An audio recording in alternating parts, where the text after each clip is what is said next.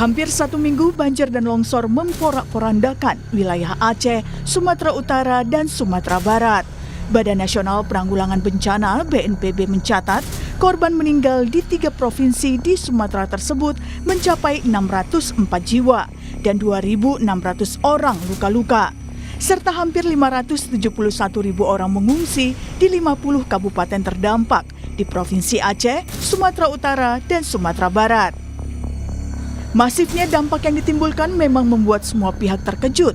Gubernur Aceh Muzakir Manaf bahkan menangis saat memberikan gambaran terkini penanggulangan bencana banjir dan longsor yang melanda Aceh. Muzakir bilang banjir dan longsor yang menerjang Aceh ibarat tsunami kedua yang memporak-porandakan pemukiman hingga menghilangkan sejumlah kampung. Jadi Aceh sekarang tsunami kedua. Jadi kita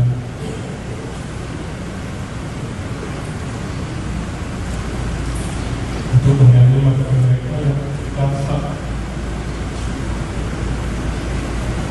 informasi. Tak hanya itu, 3 kepala daerah yakni Bupati Aceh Selatan, Aceh Timur, dan Pd Jaya bahkan menyatakan tak sanggup menangani bencana. Pernyataan itu disampaikan lewat surat resmi kepada pemerintah Provinsi Aceh, sekaligus meminta bantuan. Bupati Pd Jaya Sibral Malashi jadi yang pertama menyatakan tak mampu menangani bencana di wilayahnya.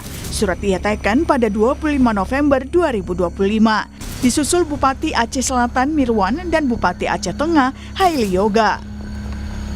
Menteri Dalam Negeri Tito Karnavian menilai wajar jika para bupati dari sejumlah kabupaten di Aceh merasa tak mampu menangani dampak banjir dan longsor di daerah mereka.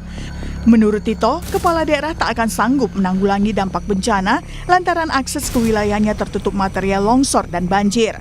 Mendagri menjelaskan pemerintah pusat akan mengambil alih distribusi bantuan tersebut melalui pengiriman logistik lewat udara. Yang kita anggap mampu pun kita bantu, apalagi yang mengatakan sudah nggak mampu.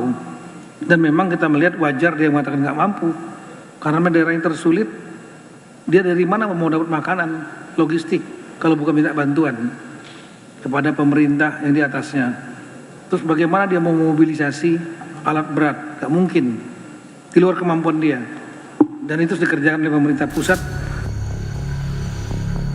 Meski sejumlah kepala daerah kewalahan dalam menanggulangi bencana ini, namun hingga kini pemerintah belum menetapkan status banjir dan longsor di Aceh, Sumatera Utara, dan Sumatera Barat sebagai bencana nasional. Presiden Prabowo dalam tinjauannya di wilayah bencana hanya memastikan penanganan bencana berjalan optimal. Presiden juga memastikan pengiriman bantuan pada seluruh korban terdampak. Banyak jalur masih terputus, tapi kita segera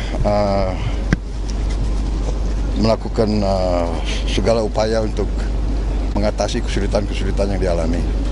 Kita hadapi musibah dengan tabah dan dengan solidaritas, semuanya kompak kita atasi, ya. Negara kita kuat sekarang, mampu untuk mengatasi, ya. Lalu, siapa sebenarnya yang berhak menilai satu bencana sebagai bencana nasional?